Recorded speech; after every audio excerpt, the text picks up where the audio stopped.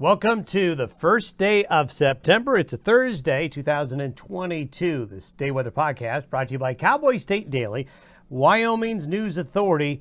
They have more original Wyoming news content than any other news organization in the state. Check them out at cowboystatedaily.com. Well, severe clear, we like to call it. When it's so clear, it's severe, meaning there's just nothing happening across the Intermountain West.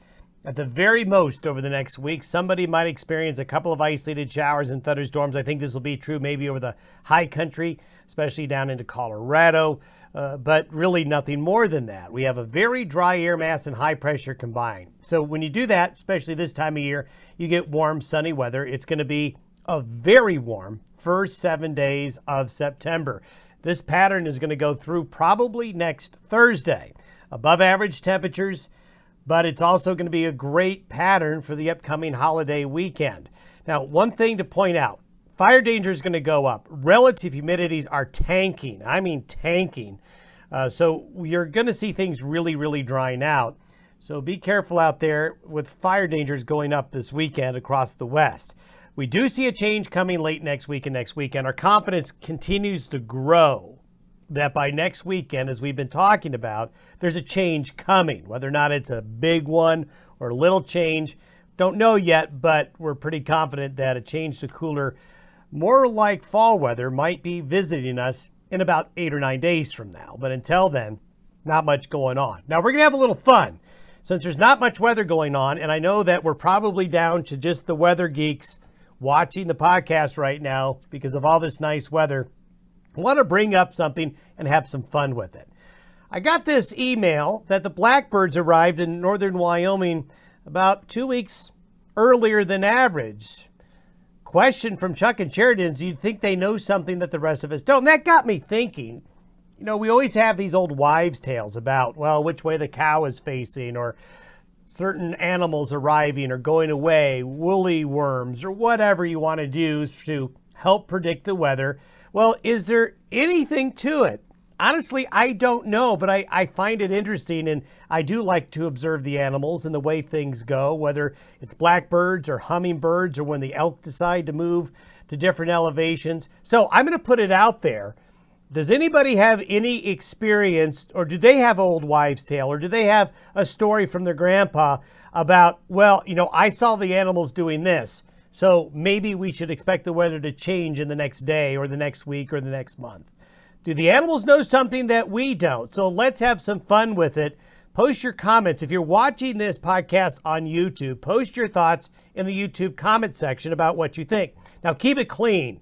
This is a family podcast, but just some observations, and then we can kind of go through some of those to see what people say, because this is one of those things that honestly just really isn't studied, at least seriously scientifically, whether or not the animals got a leg up on us in terms of weather forecasting. Maybe we can learn something from them.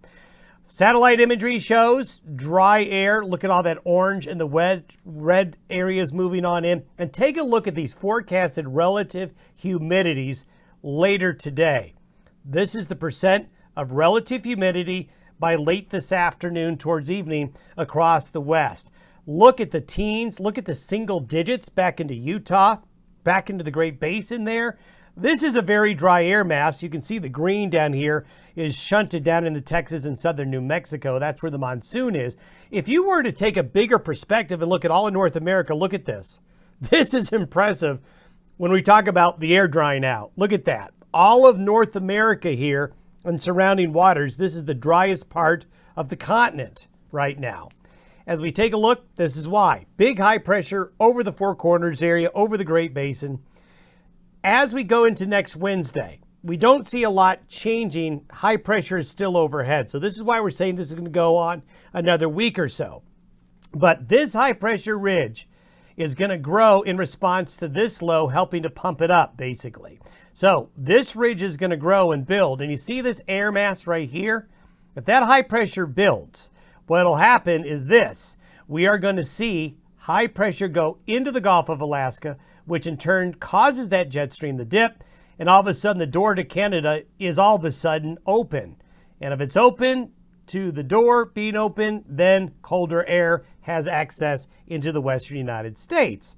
So the models vary on the intensity of this front, but all of the long-range modeling tools we use show some type of frontal system in the west by next Friday or Saturday.